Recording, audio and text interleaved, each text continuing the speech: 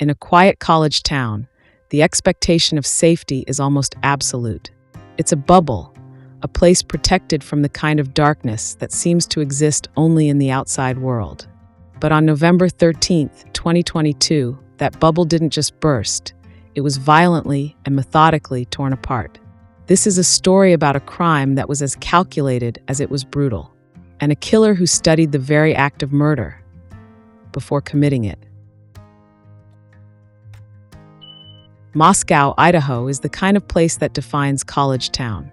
Home to the University of Idaho, it's a community of just 26,000 residents, nestled in the rolling hills of the Palouse.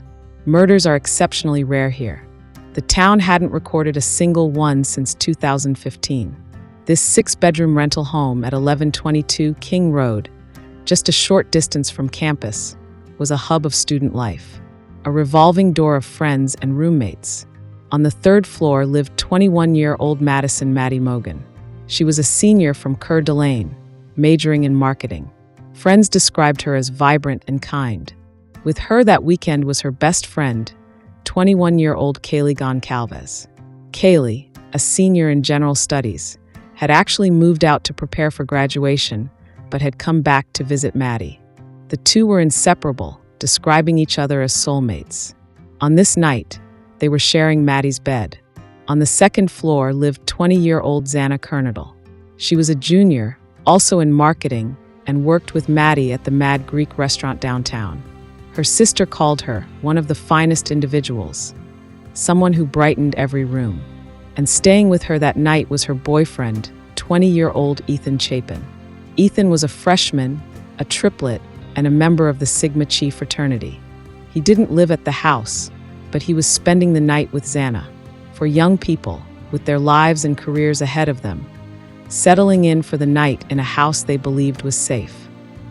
The night of Saturday, November 12th, 2022, was a typical one for a college town. Xana and Ethan had been at a party at the Sigma Chi house.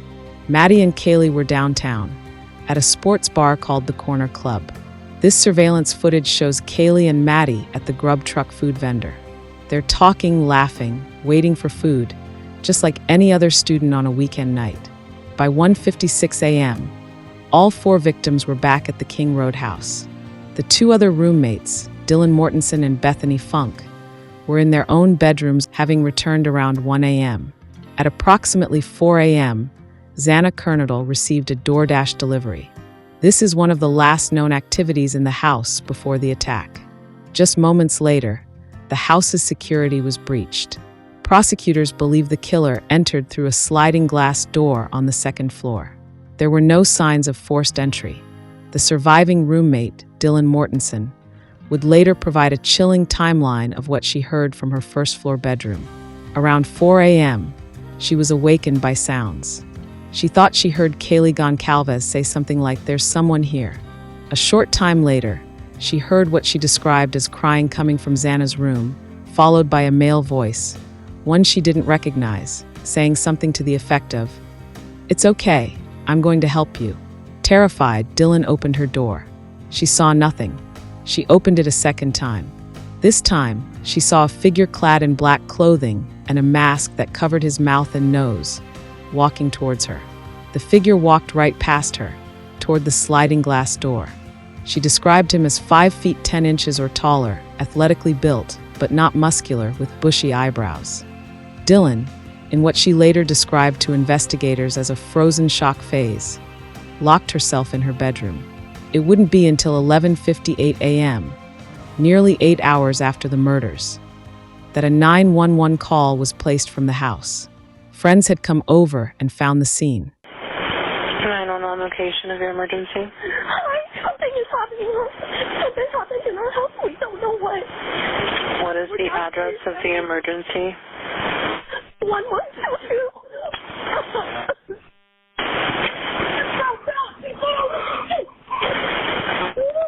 What is the rest of the address?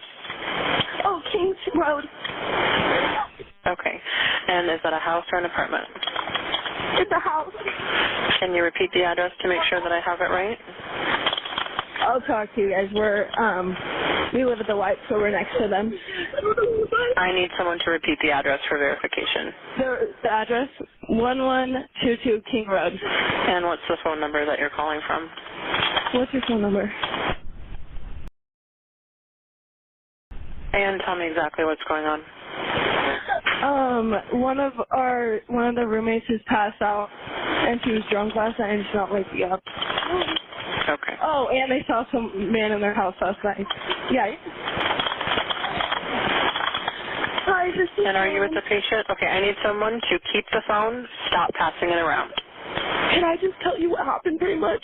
What is going on currently? Is someone passed out right now? I don't really know, but pretty much at 4 a.m. Okay, I need to know what's going on right now if someone is passed out. Can you find that out? Yeah, I'll come. Come on, but we gotta go check. But we have to.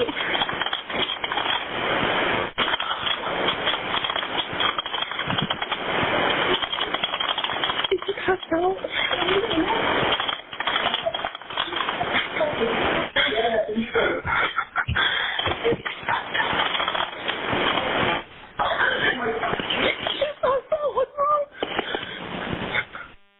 She's not waking up.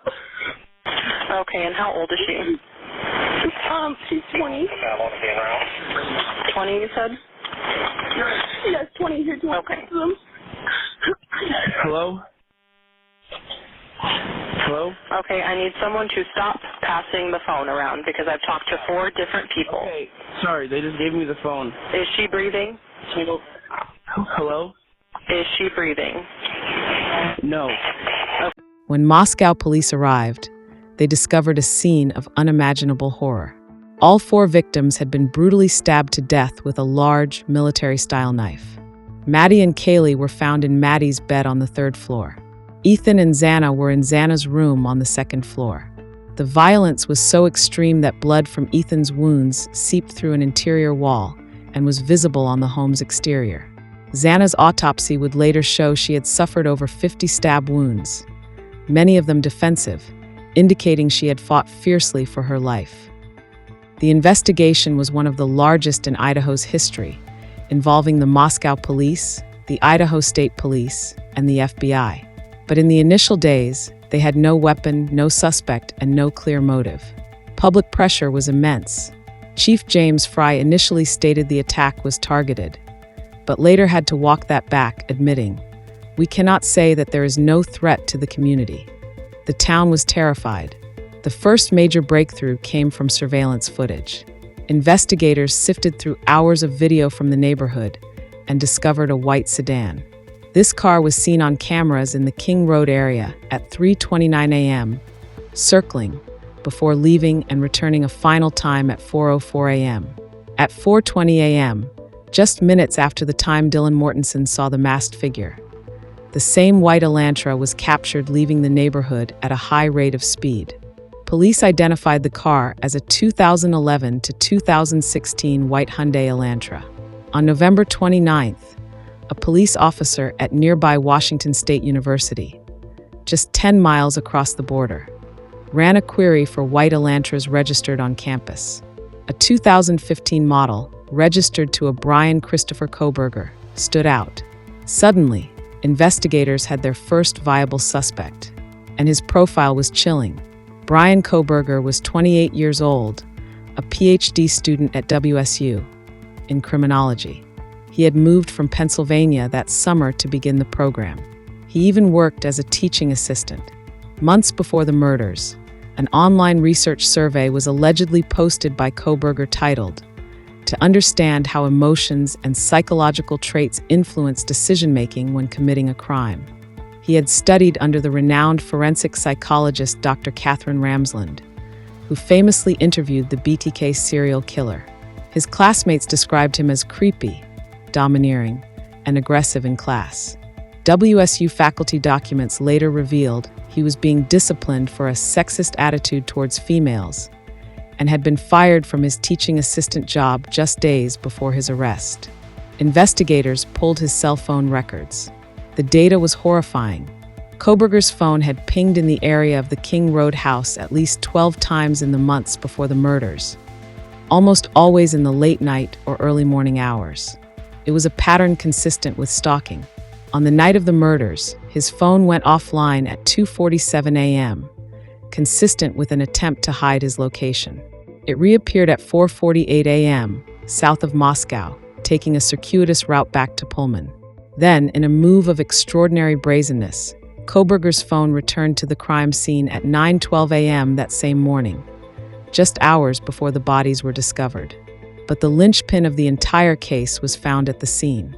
On Madison Mogen's bed, lying next to her body, investigators found a tan leather knife sheath. On the button snap, a single source of male DNA. The DNA was run through Cody's, but came back with no match. Investigators then turned to investigative genetic genealogy. By building a family tree from consumer databases, the FBI traced the unknown DNA profile. On December 19th, they had their name, Bryan Kohberger. To confirm the match, investigators needed Kohberger's DNA. An FBI surveillance team began monitoring him at his parents' home in Pennsylvania, where he had driven for the holidays. On December 27th, agents recovered trash from the family's bin. DNA from the trash confirmed that the DNA on the knife sheath belonged to the biological son of the man living in that house. At 3 a.m. on December 30th, a Pennsylvania State Police SWAT team executed a dynamic entry. Bryan Kohberger was arrested. Searches of his apartment in Pullman found it disturbingly sparse. His Elantra, which sources say he had cleaned meticulously with bleach, was seized. The murder weapon, a K-bar knife he had purchased on Amazon in April 2022, 7 months before the murders, has never been found.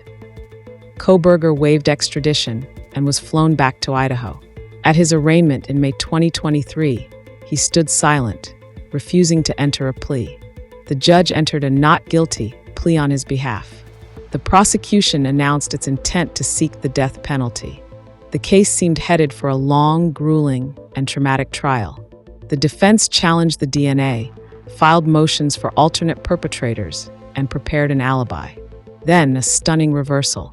Just weeks before the trial was set to begin, news broke. Kohberger had accepted a plea deal. He would plead guilty to all charges, 4 counts of first-degree murder and 1 of burglary, in exchange for the prosecution dropping the death penalty. The reaction from the victims' families was immediate and divided. The Goncalves family felt betrayed, denied the full confession they had sought. The Mogen and Chapin families expressed relief, viewing it as a way to avoid the torture of a prolonged trial and decades of appeals. On July 2nd, 2025, Bryan Kohberger, for the first time, spoke about the murders in court. With respect to count 1, burglary, felony, how do you plead, Mr. Kohberger, guilty or not guilty? Guilty. As to count 2, murder in the first degree, as it relates to the murder of Madison Mogen, how do you plead, guilty or not guilty? Guilty. As to count 3, as it relates to murder in the first degree for the murder of Kaylee Goncalves, how do you plead, guilty or not guilty? Guilty. As to count 4, the first-degree murder of Xana Kernodle, a human being, how do you plead, guilty or not guilty? Guilty. As to count 5, the first-degree murder of Ethan Chapin, a human being, how do you plead, guilty or not guilty? Guilty. The sentencing hearing on July 23rd was the family's only chance to confront the killer. For over 2 hours, they delivered their victim impact statements. Dylan Mortensen, the surviving roommate, spoke publicly for the first time. What he did shattered me in places I didn't know could break. He may have taken so much from me, but he will never get to take my voice. Kaylee's sister, Olivia, stared directly at Kohberger. If you hadn't attacked them while they were sleeping, like a coward, Kaylee would have kicked your ass. The courtroom erupted in applause. Ethan's father, Jim Chapin, shook as he spoke. You're gonna go to hell. You're evil. You took our children. Go to hell. Throughout all of it, Bryan Kohberger sat expressionless, showing no emotion, never making eye contact. Before handing down the sentence, Judge Stephen Hippler called Kohberger a faceless coward who failed to show any remorse. The sentence, for consecutive life terms in prison without the possibility of parole. The murders changed Moscow, Idaho forever. In December 2023, The house at 1122 King Road, described by the university president as a grim reminder, was demolished. In its place, the university built the Vandal Healing Garden and Memorial. Scholarships were established in the names of Xana, Ethan, Kaylee, and Maddie, ensuring their legacies will support future students. But despite a guilty plea and a life sentence, a chasm of unanswered questions remains. The most significant, why? Prosecutor Bill Thompson stated plainly, "I don't know if we will ever find out. The K-bar knife he purchased in April 2022 has never been recovered. We still don't know if he had a specific target or if the victims were chosen at random. We don't know if he knew Kaylee, who was not a full-time resident, would be there." In the end, this is a story about the chilling intersection of academic curiosity and violent fantasy. It's about a man who studied the minds of killers, perhaps to understand his own dark impulses. And it's a story about the rookie mistake, a single microscopic trace of DNA left behind on a button snap that unraveled a meticulous plan and brought a killer to justice. It's a case that reminds us that even for an aspiring expert in criminology, the gap between studying crime and committing it is perhaps the most elementary mistake of all. Thanks for watching. Take care and see you next time.